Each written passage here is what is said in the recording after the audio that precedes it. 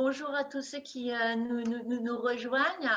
Juste un petit rappel, vous êtes sur notre premier événement Twitch sur la chaîne du CEDJ et aujourd'hui on va plutôt axer sur la première étape pour décrocher son job d'été, c'est comment réaliser une super candidature et vers quelle entreprise on pourrait se présenter et postuler pour trouver un job cet été.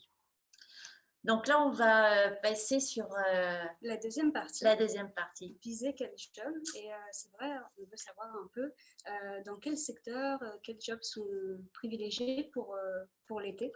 Pour l'été, alors là, on va vous donner une liste de secteurs. Tous les secteurs ne vont pas vous convenir. Vous allez également faire un petit effort d'imagination et vous demander quel type de job va plutôt vous correspondre et où vous pouvez aller faire un job.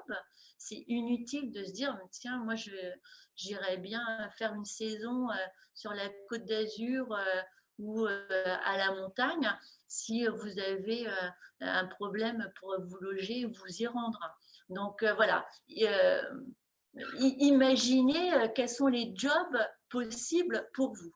Ensuite, les secteurs les plus fréquents pour l'été, on va penser à l'agriculture, tous les travaux de cueillette. Et là, on a à chaque fois des sites qui sont spécifiques. Vous avez également des secteurs type vente, les commerces de proximité, les grandes surfaces, les magasins que vous fréquentez. Vous avez peut-être une marque que vous aimez bien. Si on voit que vous êtes un peu dans le même style, c'est toujours bien. On va bien sûr penser au secteur de l'animation.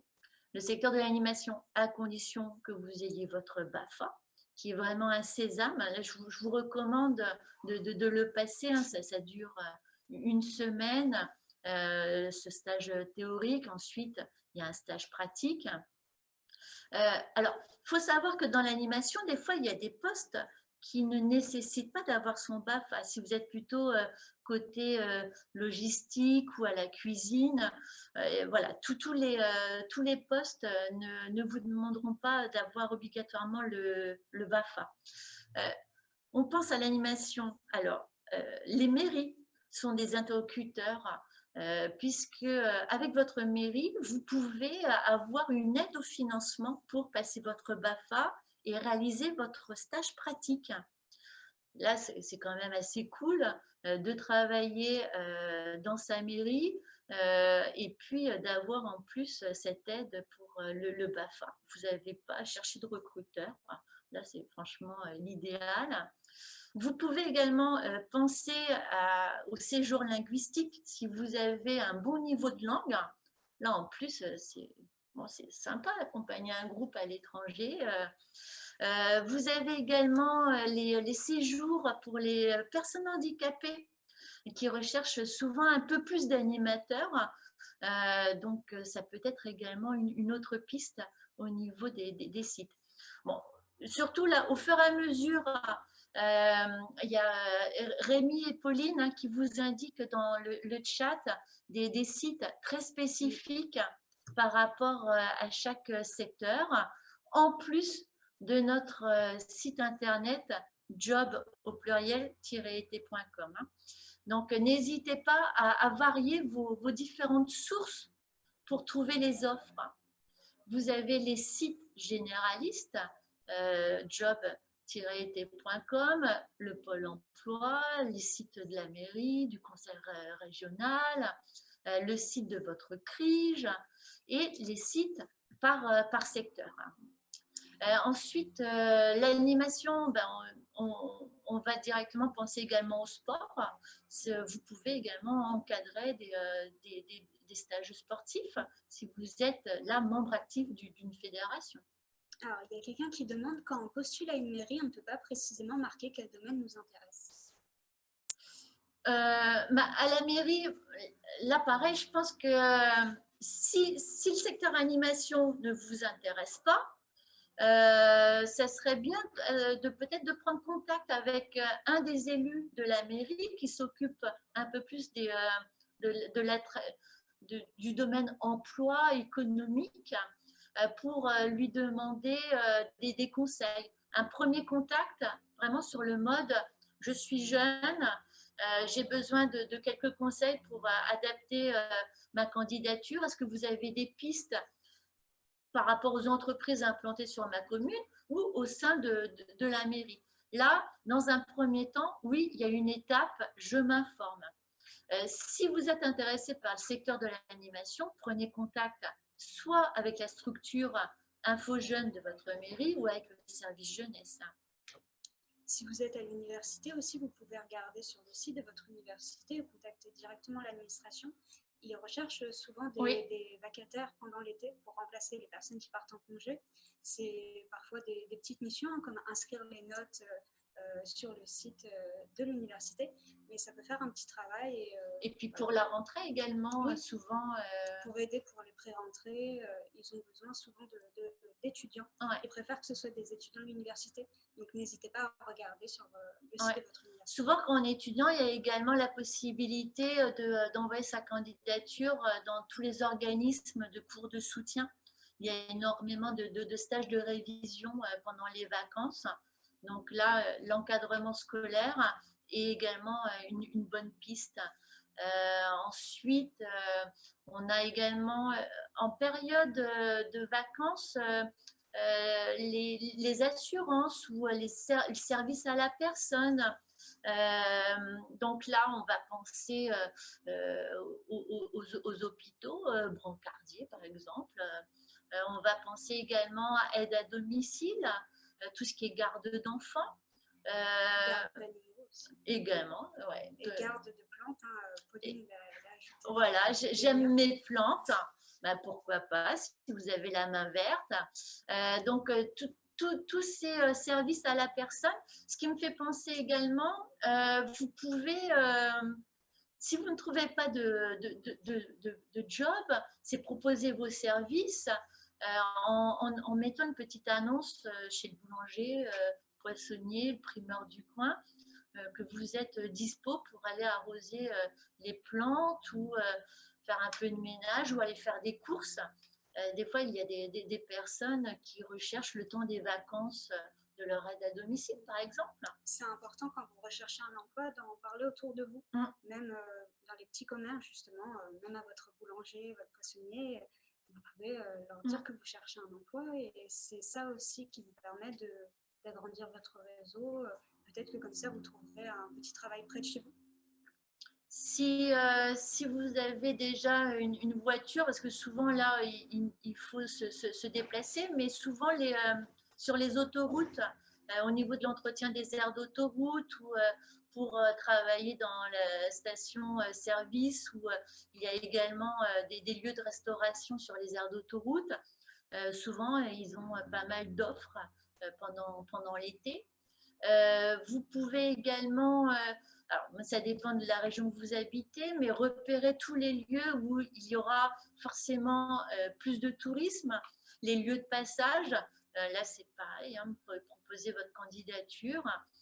Donc là, surtout, hein, regardez bien le chat.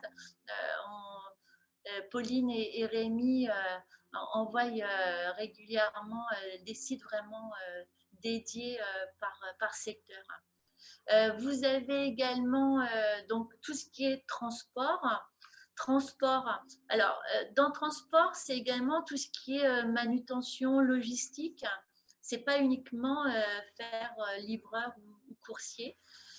Bien que même si vous n'avez pas votre permis, de plus en plus, dans les grandes villes, on a des services de livraison à vélo. Donc, c'est une bonne occasion également pour ceux qui n'ont pas le permis de faire de la livraison. Vous avez des grandes enseignes qui ont développé ce service. Sinon, il y a un site, c'est la Petite Reine, lapetitereine.com, qui propose vraiment que des offres de livraison à vélo. Vous avez également tout ce qui est préparation de commandes. Là, dernièrement, j'ai vu, il y avait Franprix qui cherchait plus spécifiquement des personnes qui préparaient les commandes pour les livraisons, pour les drives. Ensuite, bon, bah, les grands secteurs, hein, hôtellerie, restauration, tourisme. Vous avez des sites dédiés à ces grands secteurs. Bon, il y a quelques festivals plutôt taille réduite. Là, je pense peut-être plutôt en province qui vont pouvoir proposer une programmation. Ils vont peut-être rechercher un peu de personnel. Bon. Sinon, si ce n'est pas valable cette année, hein, c'est valable l'année prochaine. On préférait vraiment vous donner un maximum de pistes pour que chacun puisse trouver le secteur et surtout vous donner des idées. Et puis bon, toujours hein, sur le site job-été.com, vous pouvez regarder les conseils. Il y a également des guides à télécharger où vous pouvez venir chercher dans vos structures info jeunes avec toutes ces références. Il y avait Léa qui demandait où postuler en ligne. Après, ça dépend du job que vous recherchez. Si vous n'êtes pas vraiment sûr de ce que vous cherchez, vous pouvez regarder sur des sites généralistes en commençant par job-été.com. Mais vous pouvez trouver tous ces liens dans tout ce qui a été envoyé dans le chat. Après, si vous avez un secteur en particulier, regardez en fonction du secteur qu'on a proposé. À chaque fois, vraiment, informez-vous, prenez ce temps de vous informer. Parce que sans ces indices, vous n'allez pas réussir à vous projeter, à vous positionner.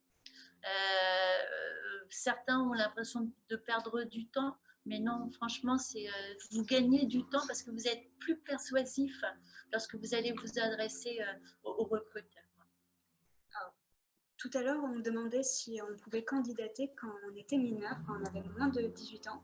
Ça dépend du poste. Ça dépend du poste. Dans les débits de poissons, dans les lieux où il y a des produits chimiques ou des travaux en hauteur, non, il y a des restrictions pour les mineurs. Il y a également un temps de travail qui est un peu différent. Toutes ces indications qui sont réglementées par le droit du travail, hein. Ce n'est pas simplement une décision de l'employeur. Vous pouvez les retrouver directement sur notre brochure et sur notre site. Si on a 17 ans, peut-on postuler en tant qu'employé polyvalent en grande surface? Oui, tout à fait. Alors après, tout dépend de votre parcours scolaire, hein, mais oui, à 17 ans, travailler dans une grande surface n'est absolument pas interdit. Et, oui, c'est une possibilité. Auriez-vous des sites ou autres pour aider à la rédaction de la lettre de motivation? La lettre de motivation, c'est votre motivation. Comment vous allez réussir à en parler? Faites-vous confiance, posez-vous la question pourquoi je suis capable de répondre à cette annonce ou qu'est-ce qui m'attire dans ce job. Surtout, décomplexez-vous, parlez simplement pourquoi vous allez être une bonne ou un bon candidat. Et puis, les conseiller au CIDJ ou aux BIGE, aux CRIJ, les plus proches de chez vous, nous sommes là pour ça. Venez nous montrer vos lettres, on sera ravis de pouvoir vous aider à les développer ou à vous rassurer sur oui, vous faites bien comme vous l'avez fait. Alors, s'il n'y a pas d'autres questions, voilà, justement, on va passer à la troisième partie, apprendre à se présenter, donc qui va parler des entretiens. Donc, on y va.